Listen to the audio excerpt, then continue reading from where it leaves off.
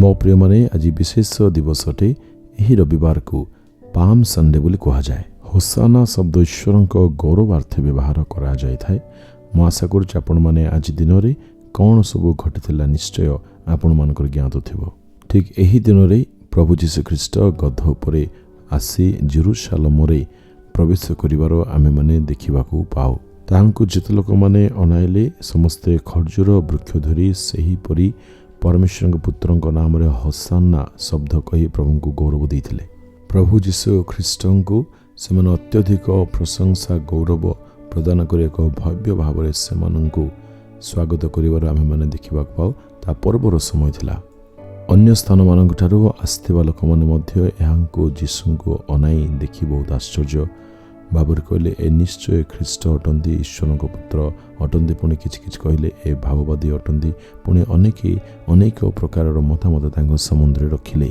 सेठारे प्रभु जीशु को विभिन्न प्रकार लोक मैंने देखिले। पुणी प्रभु जीशु ख्रीष्ट जे प्रकृत में ईश्वर द्वारा प्रेरित अटंती, ख्रीष्ट पुत्र अटंती। ए सम्बन्ध अनेकंकर अनेक कथा शुणा आम मैंने बाइबल रे पढ़ा पाऊ। समस्त बहुत आश्चर्यचकित हो ताहू अनाउले। आमे माने माथ्यू 21:9 देखु। से समय जीशु मुख को देखु। यह लूक 19 अध्याय 41 पद आम मैंने देखु।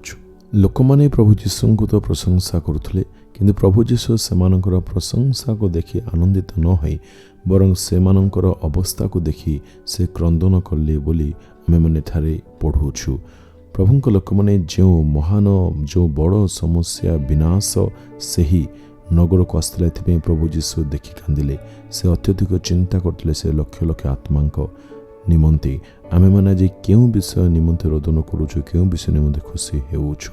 प्रिय माने लक्ष लक्ष लोक मानकर आत्मा जे आग को विनाश समुद्र रे मग्न होबाक जाउछि एहा जानी प्रभु जीशु सेमानक निमंते रोदन करिले। पुणी सेमानक निमंते चिंता दुख प्रकाश करिवार आमे माने एठारे देखुछु।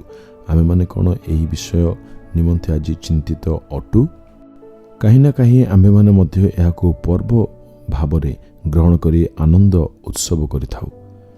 किंतु आज आम मानकु जीशुंक परी हृदय, इनफैक्ट जीशुंकर हृदय ताहांकर चक्षु तांकर गुणर स्वभाव आज बहुत आवश्यकता रही।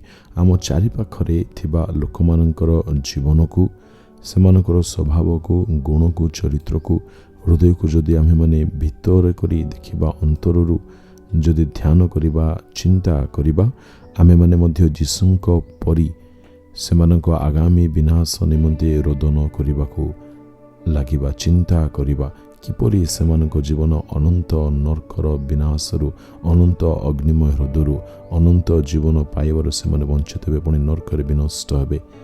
एथिपाई प्रभु लोक मैंने प्रभु जीशु ख्रीष्ट सेमानक आत्मार रक्षा निमंते क्रंदन करुछंती, चिंतित होउछंती, व्यथित हेउछंती। से आज आम्भे माने अन्य मानकर आत्मार रक्षा निमंते केते चिंतित, पुणी केते व्यथित अटु। परमेश्वर पुत्र तांको उद्देश्य को, तांको योजना, तांको हृदय को जदि आम्भे माने निकटरू अध्ययन करिबा, आमे माने मध्य ताहांक सम हेबा पय आपण आपण जीवन को समर्पण कर देबा। एणु आमे माने परमेश्वरक हृदय अनुसार बंचिबा आवश्यक। सेमानकर रक्षा पय ही सुसमाचार रहिछि। एणु आमे माने कोन आज सेमानक निमंते सुसमाचार पुणी प्रार्थना रे सेमानक तळि धरिबा पय समर्पित हबा। हे प्रीता परमेश्वर, जो माने प्रभु ए जय सत्य ज्ञात होइनांती, जो मानक जीवन रे ए जय प्रभु जीशुंक प्रथम आगमनर उद्देश्य बुझी नांती बा पापरे अछंती, विनाश आड़कू टाणी होउछंती, प्रभु सेमानक जीवन रे तुमे सत्यता को ज्ञात कराओ। प्रभु जीशु जे एकमात्र पथ अटंती, सत्य अटंती। पुणी तांको द्वारा ही आम मानक जीवाक पड़िबो अनंत जीवन रे प्रवेश करिबा पई। ए सत्यता को ज्ञात ही परित्राण प्राप्त हेबा निमंते पिता आमे माने प्रार्थना करूछु। ए प्रत्येकंक जीवन को तुमे संभाळ, तुमे सजाड़, तुमे जानिबा पई दियो कृपा करो।